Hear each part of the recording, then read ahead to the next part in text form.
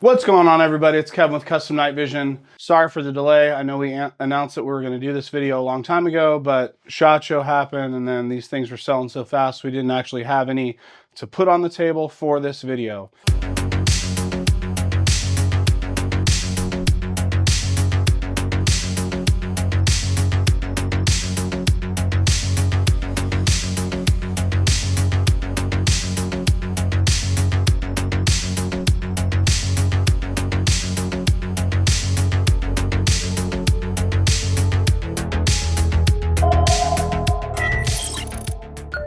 I know we did a video recently or a few months ago with the guys from DNT. They were here in the shop and we're talking about new products that were coming out. Well, this is one of them, the HS630 or 650R rather. The Hydra, you know it, you love it.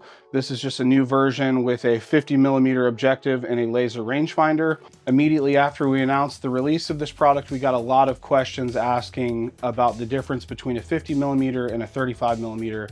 So we did some field testing between the two to kind of show you the performance difference. On paper, we'll just talk about theoretically or as far as what it says in the spec sheet, the difference between them. Obviously 35 and 50mm objectives. The HS635R has a base magnification of 1.5x. The HS650R has a base magnification of 2.5x. This lends itself to people that want to take shots at extended ranges. Having a base magnification slightly higher means that your 640 pixels are focused more at something further away, so you don't have to use digital magnification to see things further away in your full, the resolution that you expect. There is a difference in field of view between these two. It's like 22 yards at 100 and 15.5 at 100. So it's not a huge disparity, but when you're shooting out past 200 meters, that little bit of base magnification and reduce field of view will increase your resolution on what you're actually aiming at. We've got a bunch of footage on the computer that we've reviewed, and we're going to voice over, just kind of talk you through what we're seeing. But we're going to go ahead and transition to that segment of the video now, and then we'll meet back here at the studio and talk about what we found. All right, guys, I've got this the video footage pulled up from our field testing. I'm looking at the HS635 on the left and the HS650 on the right. And right off the bat, I mean, just like we said in the intro, I'm getting more information on points of interest with the 650. It's not a drastic difference, but as you can see, we're watching this together. If you were to extend the range, you're going to see more things in detail at extended ranges with the higher base magnification and the larger objective. Typically with the larger objectives, we're going to get a better detection range as well, because there is more germanium on the front of this optic. It is pulling in more of those heat signatures with more volume. So you're going to get extended thermal detection typically. If I didn't mention it before, both of these optics have the same thermal core. Everything from the objective back is almost exactly the same.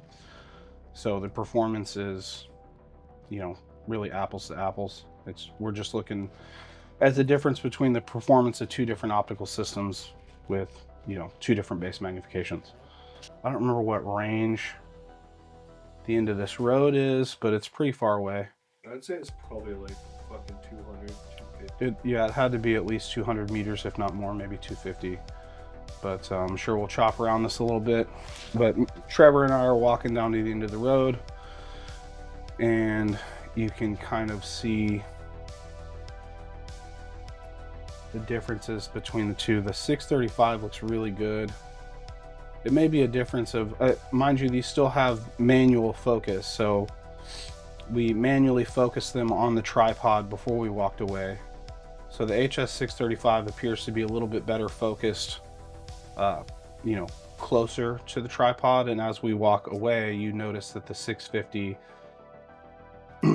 us walking in the image, looks more resolved on the 650. So there is a disparity in the depth of field or where these two optics are focused, so just keep that in mind. but I'm very impressed with what I see. Yeah, I mean, there's not too much more I can say about it. These kind of delivered exactly as advertised. We'll go ahead and transition back to the studio and close this out. And we're back. We kind of never left, but here we are. We're back in the studio. You saw what I just saw. You don't really need my opinion on it, but what we see in the recording is kind of exactly what we expected. So I guess that brings us to the next question. Which one of these is right for you? I can't make that decision. I can help you make that decision. It's really going to depend on what you're trying to do with it, the terrain, the ranges you plan on detecting and shooting at. I think for most people, the 635 is probably like a good all-around solution. But if you really want to have the best image possible at extended ranges past 150 or 200 meters, I would go ahead and spend the extra couple $100 on the 650. That's just my personal take. Where we live and where we hunt, there are several pastures that are, 1,000 meters across. So it is nice to have a little bit higher base magnification to detect things, on the other side of those big clearings. But I mean, if you live somewhere that's mostly woods and the longest shot you're ever going to take is, 80 to 120 meters, this is going to do everything that you need it to, with the added capability of it's a little smaller and you can, more readily use it as a handheld binocular. So if you have any questions about this stuff, don't hesitate to reach out to us. You can always talk to DNT as well. If we haven't made it clear, they're local here, so we do a lot of communication back and forth. But reach out to us, comment on the video. If you're not subscribing, please subscribe to the YouTube channel. Hit up any of our social medias. You can DM us there or you can call the shop. Our number's on the website. Thank you for watching. We'll see you on the next one.